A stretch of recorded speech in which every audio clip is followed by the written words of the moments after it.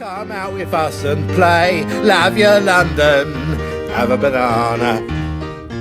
Welcome to episode 9 on the Angel Islington. In today's instalment, we'll be showing you around the London Canal Museum, as well as the charming Culpeper Community Garden.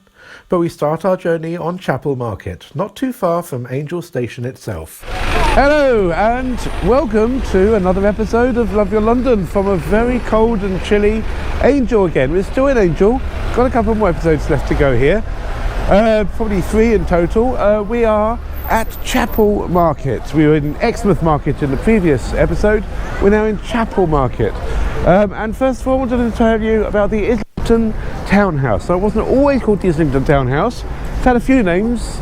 I remember most recently it was called Round Midnight, which was a fantastic jazz bar where you could just walk in. I think it was open at sort of like till around midnight and you didn't have to pay to get in. So it was fantastic for a quick extra drink after the other pubs closed. Always I think tended to be free to go in. They had live jam sessions where you just turn up, ring your instrument or play one of theirs, and it was fantastic. Obviously named after the famous Thelonious Monk song.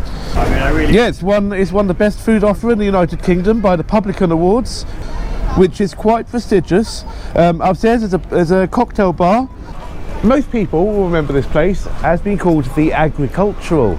It was called the Agricultural, as you can imagine, on the very first episode of Angel, we told you about how people used to bring the farmers from the north on their way down to Smithfields would come down Islington High Street with all their cattle and stuff. So this was quite a stopping off plot place. This is named after that whole agricultural tradition.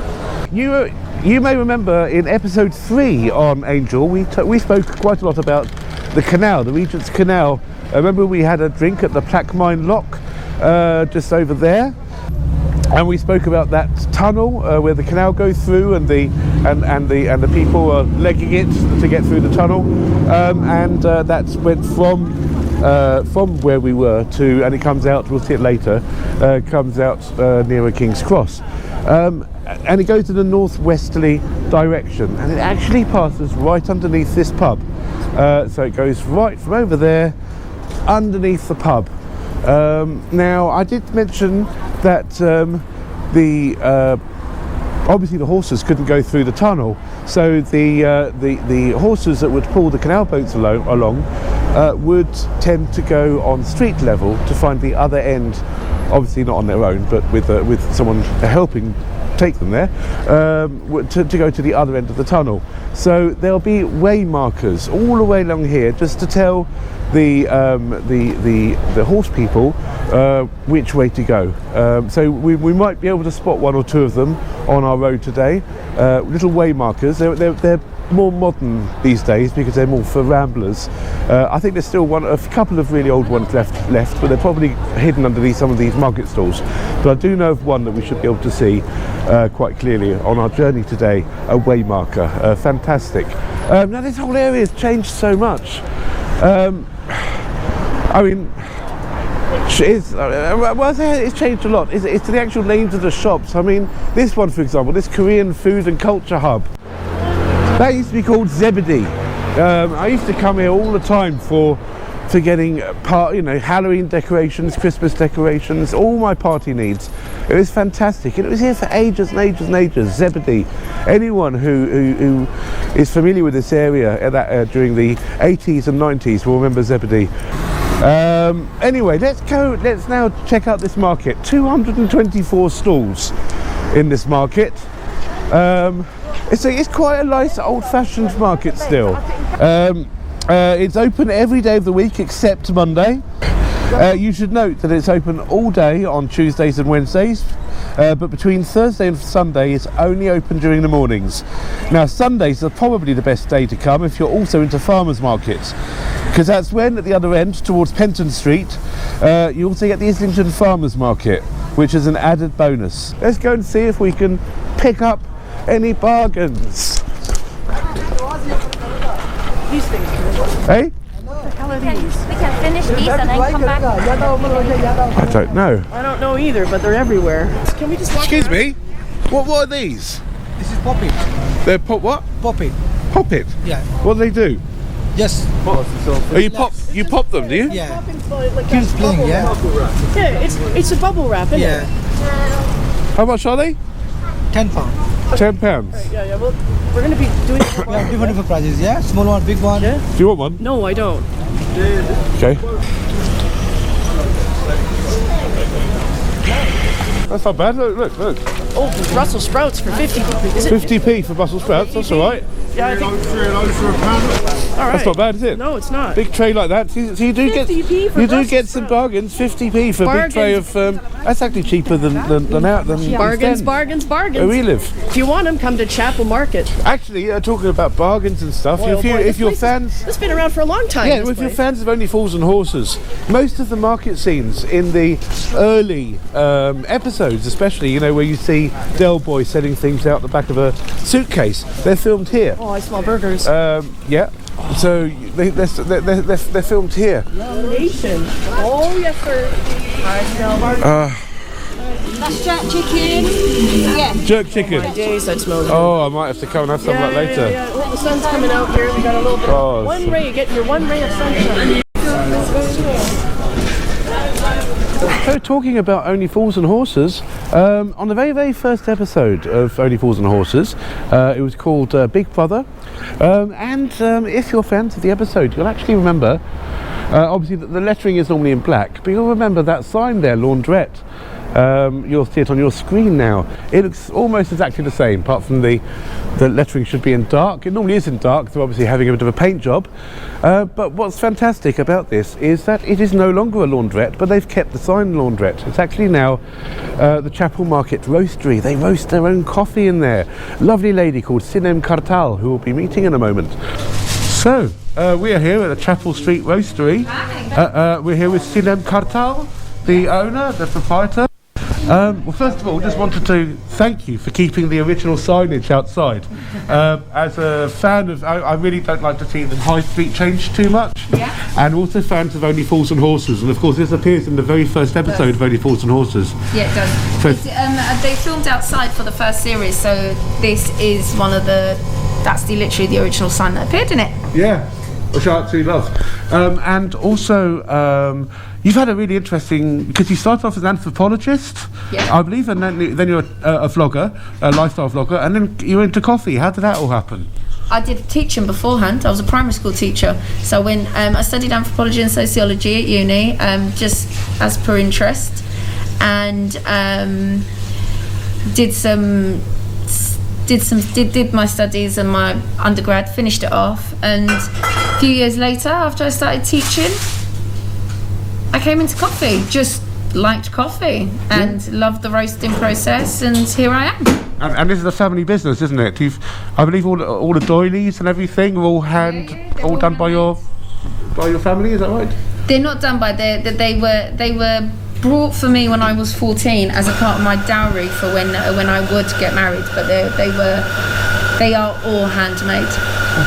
Are you writing a novel? Is that right? Or you? am. Yeah. How's that going? Very well. Yeah. I'm about say 2/3 in, not long now, at the point of tying up the story, and hopefully once I redraft and finish up, Yeah. it'll be ready. Again, and also you'll see at the bottom of your screen, and also in the YouTube comments below, links to both to this roasting place. They roast their own coffee here. We might see some of that happening in a moment, and also to Sinem's vlog as well, which your blog about living in London.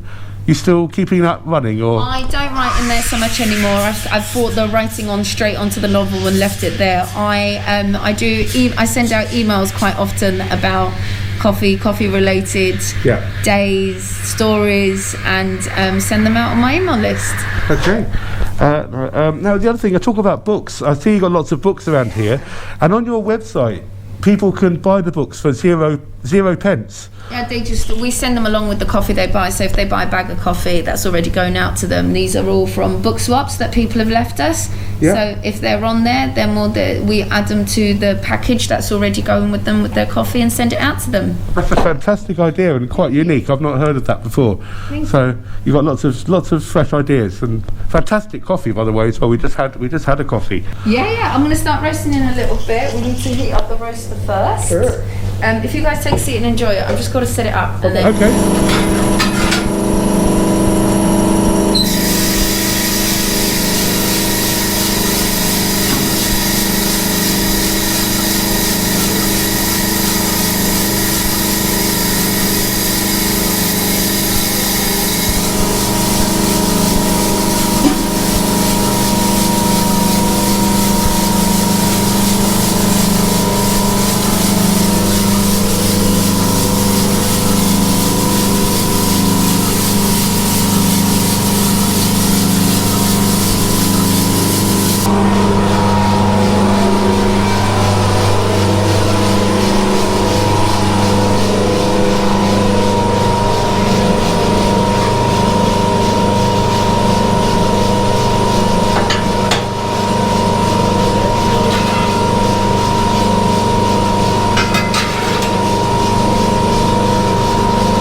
A few moments later.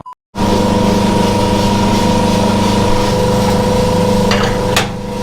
guys ready? Yeah. Get right in there. Nice and close.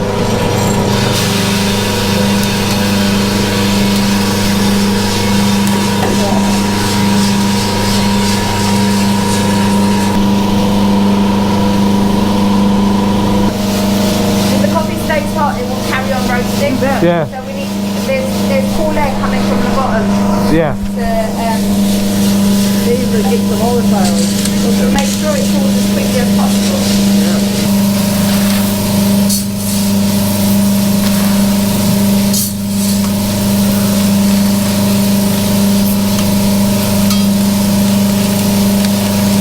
Nice and warm. Oh, fantastic. This is amazing. This is the freshest coffee we've ever had. Well, looking forward to tomorrow morning's breakfast. It'll be nice and fresh as well. Just got to weigh it up. Get over here and support small business. You know, every little helps, and it looks like they know what they're doing. We've had a taste. It's worth it. Yeah. So unfortunately, not everything lasts. It's fantastic to see that Launderette sign still there. This has gone. You'll remember that we went to the Cockney Museum with our friend Fordy, the DJ, and his lovely wife Mia, and we had some pie and mash from a pretend M.Manze, W.Manze pie and mash shop. This is one of the famous pie and mash shops. It's no longer here. They still have 3 shops in London, including their oldest one, which is in Bermondsey. We'll be visiting that when we do B for Bermondsey very soon, next year. But this is sadly one of their big stores that closed only a couple of years ago. The one in Bermondsey has been open since 1902. That just shows how long this business has been running. But yes, this place that used to provide Chapel Street and the market vendors and the visitors with jelly deals over the years has sadly disappeared. Just very, very sad. But we're just going to carry on just a little bit here, because remember I just spoke earlier about waymarkers. Here's one right here on the ground. This is obviously a modern one from 2002. There are older ones also down here, but this is obviously no longer for horses, because horses don't really come down here anymore. Neither do fools, apparently. No, the fools. No, that's true. But this is a waymarker, and this is now for ramblers, so they can also find their way to the other side of the tunnel. So it still serves a purpose. Oh, the smells of Chapel Market, lovely. Yep.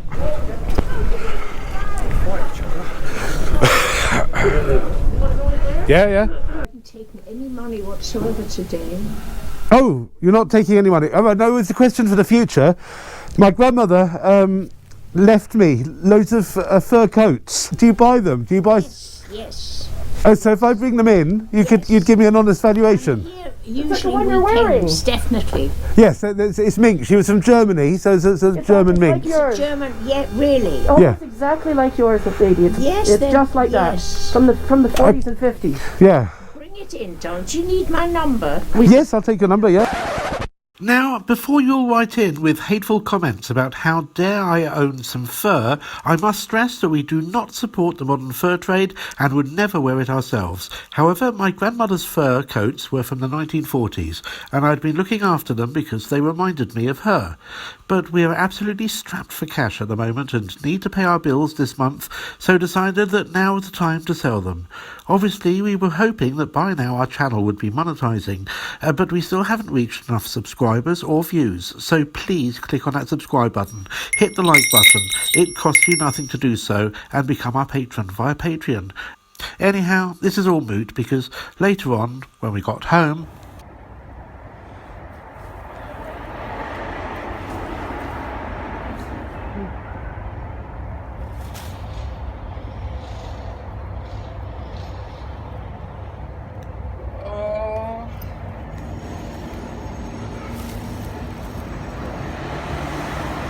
she won't want that. She won't want that.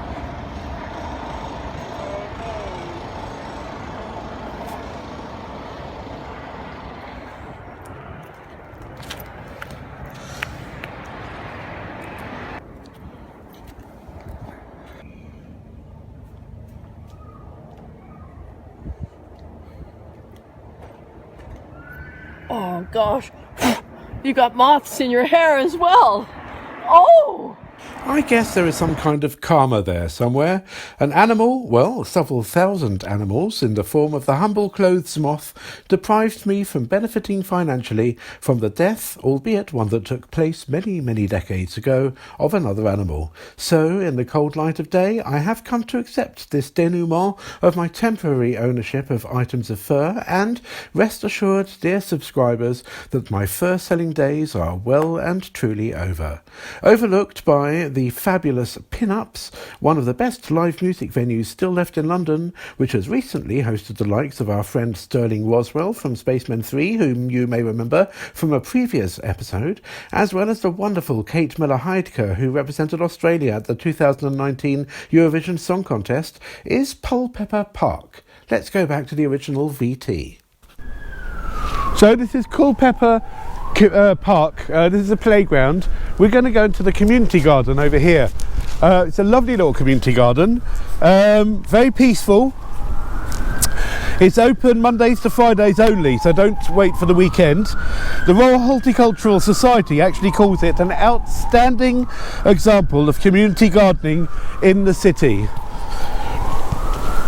They also say that it is social and therapeutic horticulture at its best.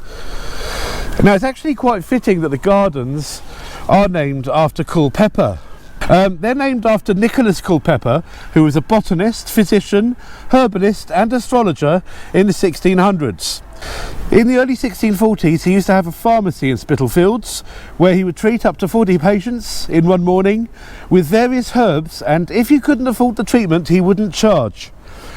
Actually, I don't think he tended to charge anyone. Now, there's a pub called Culpeper on Commercial Street, close to where his pharmacy would have been. And I'm pretty sure that frequent travellers will recognise the name, as the pub that's in Gatwick Airport is also named after him. Now, Culpeper wrote the English Physician, it's spelt with a T. So the English Physician Complete Herbal in 1650, 1652, 53-ish. He sadly died of tuberculosis in 1654, and he was just 37 years old. His printing press is just around the corner from where we are at the moment. And there used to be a street running through this park named after Nicholas Culpeper, but it was long gone before the garden was opened, about 40 or so years ago. The garden was built just in 8 months by volunteers. The trees were planted by school children, and obviously they're nice mature trees now, 40 years old. Now, small plots have also been allocated to people who live within a square mile of here and don't have gardens of their own. And if you're interested, you can volunteer to maintain the garden. They have sort of like various sessions throughout the week where if you've got green fingers and you want something to do, then you can actually come here and volunteer. Yeah. All right. Okay, let's go. We've got a lot more to do today. We're at the moment on Dewey Road, just down here on the corner with Barnsbury Road. We have a little restaurant. Unfortunately, it's closed at the moment. It doesn't open until 6 p.m. But it's a little corner of Georgia. That's Georgia in the Caucasus, not Georgia in the US of A. It's called Little Georgia. They have an amazing Katchapuris. Katchapuris is I'll put a little picture on your screen so you know what it is, but it's like this pastry thing filled with cheese and with an egg on top normally. It's a real shame that we can't eat one today. Cholesterol, anyone? Oh no, it's just they're fantastic foods. But as I said, here we are, we're just coming up to it now.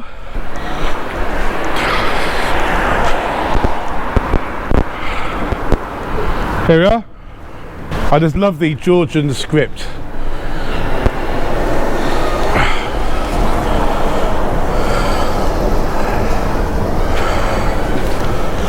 Yeah, so they open at 6 o'clock. We wouldn't have even been able to come at 6 o'clock today because they're all sold out. All their seats are taken. So they're doing well. They're doing well, which is good to hear. Good to hear that small businesses are thriving post-pandemic. I just hope that we're not pre-pandemic again. So we're just going to go down these steps here. These are the steps that the horse would have taken on its way down back to the canal side to connect to the canal boat that would ultimately then take the merchandise on to its journey to somewhere else in the country, maybe King's Cross to Granary Square to unload a load of grain, to maybe even further afield, places like Leeds and Manchester. Anyway, as you'll remember from episode 3 of this series, this is the longest canal tunnel in the whole of London, 878 metres. Just imagine having to leg that, lie on top of your back on the canal with your feet to slowly bring the canal here where the horse can be coupled with the boat yet again. I guess it would take probably just more than an hour. I think it depends very much on how heavy the cargo was. But if it's a boat with nothing in it, probably about an hour. Obviously a lot longer if the boat is heavier. Now we don't actually want to be on this side of the canal. We want to be on that side of the canal. Now there's no towpath on that side, so we're going to have to go on street level and let's see what's on that side of the canal. Something very interesting. So we are here at the London Canal Museum. This is on a little basin called Battlebridge Basin, which comes down south off the Regent's Canal. London Canal Museum, one of London's little hidden treasures. Now I've actually been here on London Open House Day and I managed to go somewhere very special. I don't know if they're going to allow us this time to check that particular place out. But I don't think Sharon's ever been here because I think you were abroad when I went last. Been here twice actually.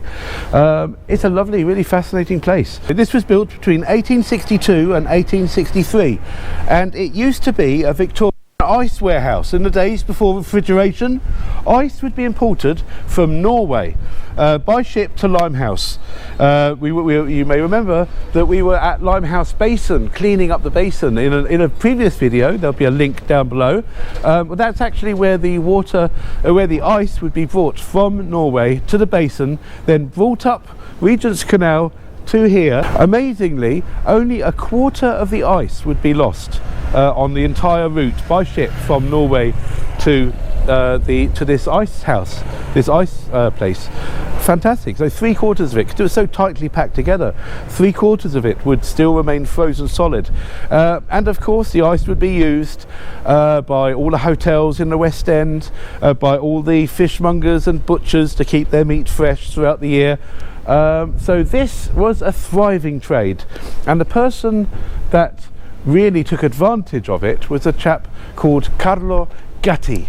Carlo Gatti really brought ice cream to the masses. Ice cream previously was a matter only for very rich people who had their own ice houses, but because he had this ice in this ice house here, he was able to bring it to the masses.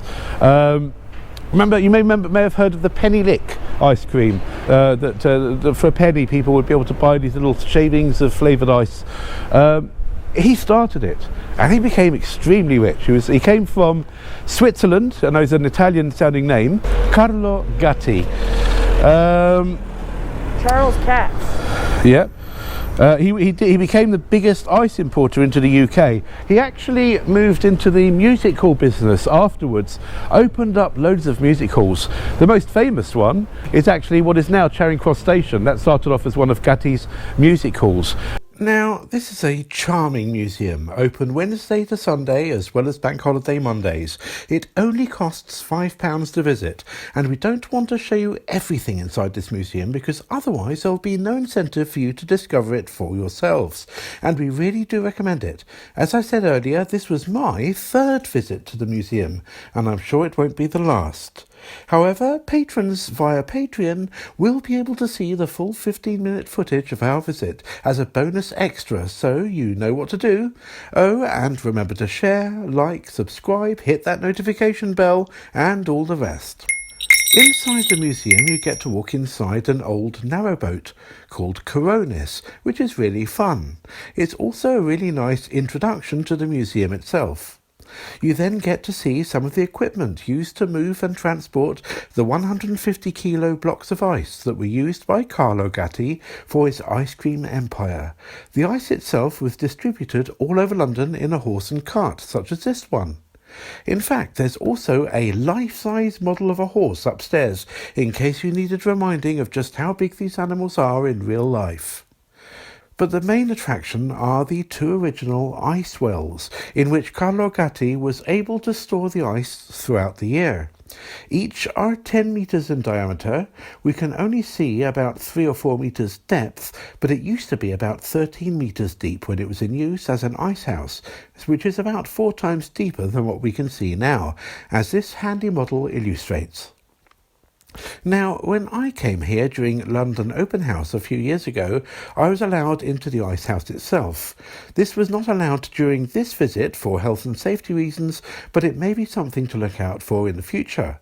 However, do not despair. You are able to control the webcam inside the ice house yourself over the internet. Daylight hours only, of course, which is quite fun. The link is on your screen and in the YouTube description below. All these links can be found on the Canal Museum's official website, as can a free-to-read novel called Ragazzo by Felicity Kinross, who is Gatti's biographer, but this is actually a fictional account based on Carlo Gatti finding an orphan in London from his hometown in Switzerland. You can also buy Kinross's biography of Gatti in the museum's little shop if they have any copies left. Incidentally, if you are a fan of narrowboats and barges, maybe now is a good time to mention that we have a special about Hermitage moorings in Wapping. Again, there'll be a link in the YouTube description. Actually, if you are lucky enough to be a boat owner yourself, you can moor right outside the museum in Battlebridge Basin for just £10 a night. You have to have left by 10 a.m. unless you plan on visiting the museum, in which case you are allowed to stay moored a little bit later. And there's plenty to see and do, and to keep the young ones entertained. Well, now oh, look at that, isn't that clever? Oh, I like that. It's very clever. Oh, I could do that for ages. Simple pleasures. What can I say? Simple pleasures. Didn't you have one of these? These are the like yours. Not a big one like that. Hey, so that was really interesting, wasn't it? Just leaving New Wharf Road now. Now, this here is the Freedom Fund, which is an NGO working to rid the world of modern day slavery. Now, they've been doing some amazing work to keep people out of bonded labour, targeting in particular 1,100 villages in India where slavery had been very prevalent. But they've also been doing loads of work all around the world, in Thailand, Burma, Nepal, Ethiopia, and most recently in Brazil. They have succeeded in liberating over 28,000 people from modern day slavery. freedomfund.org, please do check them out. Now, just across the road we have the pub called Central Station. Now, if you remember our Eurovision special, we spoke about 12 Points. That party that started off in the Retro Bar on the second Thursday of every month, and they have a Eurovision party, and eventually it settled here in this delightful bar, Central Station. This is actually an LGBT friendly bar and hotel, bed and breakfast. They've got a really nice little beer garden at the top. It's not actually open yet, whilst we go for a drink there now, but it's a lovely little sun trap up there. The 12 Points used to be held up here in the upper bar. It's now actually held down here in the basement. Those rooms are now called the Velvet Room. This place down here used to be called the Underground Club. Unfortunately it's closed. I think COVID has meant that some of the activities down there are probably not very safe in these times where close contact should be avoided. But it used to be a very long-running area. They'd have special themed nights. They used to have a night here called Collared for people who are into slaves. Fortunately, not the kind of slaves that the Freedom Fund need to worry about. Different types of slave. They had a night there called Shoot for people who are into other people wearing football kits. And of course, we're right close to the canal, so quite fittingly, they had a night for people who are into water sports. What's what? I don't think. Next time on Love Your London, we will be exploring that huge new area behind King's Cross Station, Granary Square, Coal Drops Yard, Canopy Market. If it's been a while since you were last in London, you will not believe the transformation this area has undertaken in just the past couple of years alone. As for us, we fondly remember when this was all clubland. Till next time. From Acton Town to Wimbledon, from Brixton to Beyond, love your London, have a banana.